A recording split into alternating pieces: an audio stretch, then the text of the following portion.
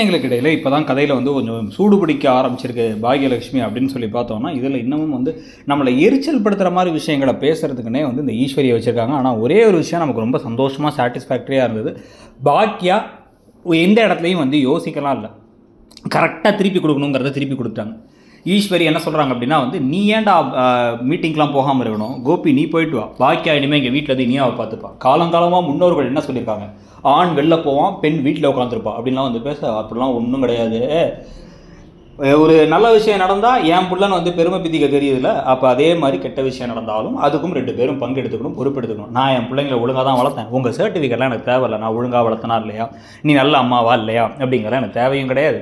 அதே மாதிரி நீங்கள் எனக்கு கில்ட் ஆகணும்னு அவசியம் இல்லை, எனக்கு தெரியும் நான் என்ன பண்ணுறேன்ட்டு அப்படின்னு கிளம்பி போயிட்டே இருந்தாங்க. சூப்பராக போயிட்டு டக்குன்னு எழுதிட்ட வந்து நான் அமுதாட்டி ஜெரிட்டி சொல்லிட்டு அவங்க இனியாவை பார்த்துப்பாங்க, நீ கவலைப்படாத அப்படின்ட்டு போயிட்டாங்க. வந்து ஈஸ்வரி ஷாக்காக, கோபி நல்லவராக வேற மாறிட்டார்ல, உடனே அவர் வந்து அவர் சொன்னது கரெக்டு தானேம்மா அப்படிங்கிறாரு.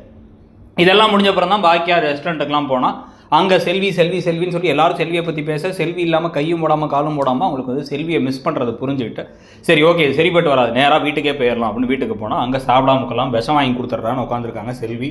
அங்கே போய் அவங்கள்ட்ட பேசி கீசி வந்து அவங்களாம் மன்னிப்பு கேட்க, எனக்கு தெரியாது அவனை பற்றி, நீ ஏன் மன்னிப்பு கேட்கணும், சின்ன பிள்ளைங்க வயசு கோளாறுல பண்ணதுக்கு நீ என்ன பண்ணுவேன் அப்படின்ட்டு ஆகாஷ் கிட்டையும், இனியா அவள் படிப்பை பார்க்குறேன்ட்டா நீயும் அவன் படிப்பை பாரு, இது நான் வந்து எந்த காரணத்துக்காகவும் உன் தகுதி தராதரம் அப்படின்லாம் நான் எதையுமே பேசலை, அதெல்லாம் இன்றைக்கி வரும் நாளைக்கு போகும், இன்றைக்கி ஏறும் நாளைக்கு இறங்கும், அதெல்லாம் விஷயம் கிடையாது. ஆனால் நீங்கள் 2 பேரும் இப்போ டிஸ்ட்ராக்ட் ஆகாமல் படித்து முடிச்சு அதெல்லாம் அப்புறம் பார்த்துக்கலாம், இப்போதைக்கு சத்தியம் பண்ணி கொடுங்கன்னு சத்தியத்தையும் வாங்கிக்கிறாங்க.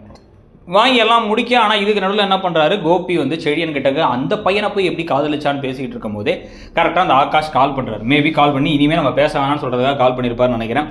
அதை பார்த்துட்டு தான் இப்போ முடிவு பண்ணி போய் இவங்க வந்து வேகமாக போய் சண்டை போடலாம் அப்படின்னு கிளம்பி போகிறாங்க. கோபியும் செழியனும் போய் அந்த சின்ன பையனை போட்டு அடின்னு ரவுடிகளாட்டம் அடிக்க, வாய்க்கா கரெக்டான ஒரு முடிவு எடுக்க போகிறாங்க. வீட்டை விட்டு வெளில போய் அயோக்கிய ராஜ்களுங்க போகிறாங்க. வெளில போவாரா கோபி, இல்லை வெக்கமே இல்லாமல் இங்கே தான் உட்காந்துருப்பாராம், கழுத்தை பிடிச்சி தள்ளுற வரைக்கும் இங்கே தான் உட்காந்துருப்பாராங்கிறத பற்றி உங்கள் கருத்து என்னங்கிறத சொல்லுங்கள்.